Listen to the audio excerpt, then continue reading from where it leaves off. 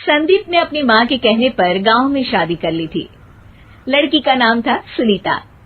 माँ का कहना था एकदम मॉडर्न बहू नहीं होनी चाहिए, लेकिन उन्हें नहीं पता था कि गांव से आने वाली बहू सुंदर सुशील तो होगी और उसको गांव से बाहर भी निकाल लाएंगे, लेकिन उसके अंदर का गांव कैसे बाहर निकलेगा। शादी के कुछ दिन बाद, माँ टिफिन तो देना जरा। बेटा अब तो स्कूल नहीं ऑफिस जाता है, माँ से नहीं अपनी बीवी से टिफिन मांगा कर। ओके माँ। सुनीता टिफिन ले आओ। एक लो टिफिन, इसके अंदर पिस्ता डाल दिया है। पिस्ता? पिस्ता क्यों? सास जी ने बोला था ना कि आपको पिस्ता बहुत पसंद है। ओहो, मैंने पिस्ता नहीं पास्ता बोला था, पास्ता। पास्ता? कहीं होता है पास्ता? अरे बेटी तू रहने दे, मैं बना दूंगी। अच्छा किया कि पाव भाजी बनाने का नहीं बोला, वरना किसी के पाव बना देती है। सुनीता को बुरा लगता है, लेकिन उसकी नादान हरकतें कम नहीं होती। ऐसे ही एक दिन, अरे तुमने ये क्या लगाया है? अरे आप वो फूस फूस करके लगाते हैं ना, वही। डियो? का दियो? किसको दियो? अरे वही ना जिससे खुशबू आती है। हाँ सही पकड़े हैं। अच्छा लेकर तो आना। कौन सा डियो लगाया तुमने? अभी लेकर आते हैं जी। संदीप की बात मानकर सुनीता अंदर से खुशबू वाला फुसफुस लेकर आती है। ओएमजी! ओएमजी मतलब ओ माय गणेश ना। अरे ओएमजी छोड़ो, और ये खुशबू वाला फुसफुस की बात कर रही थी तुम? हाँ इसी की, फिर से सही पकड़े हैं। अरे देवी, लेकिन आप सही नहीं पकड़े हैं, ये डियो नहीं है। डियो नहीं है तो क्या लियो है? अरे ये रूम फ्रेशनर है, जिसको कमरे में छिड़कते हैं, खुद पर नहीं।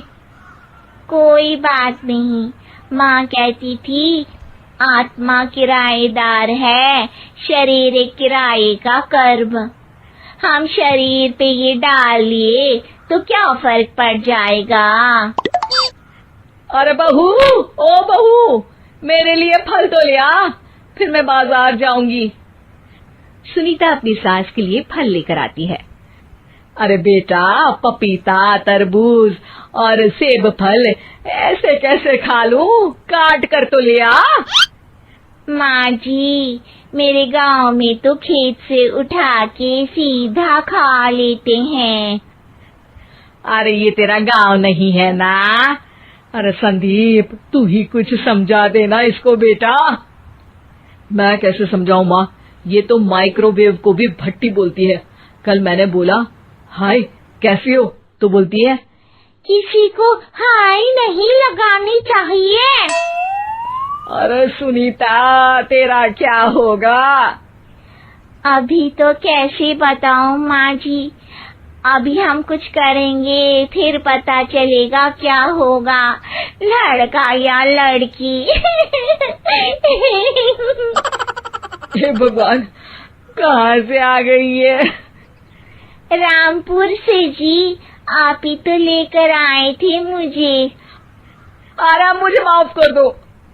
पहले कोई गलती तो करिए जी, आपकी तो सारी गलती माफ कर देंगे हम। हाँ अरे बहू, मेरी बात सुन। फल यानी कि फ्रूट जब भी लाए ना तो काट कर लाना, ठीक है? जी ठीक है माँ जी, फल यानी फ्रूट यानी काट के लाऊंगी।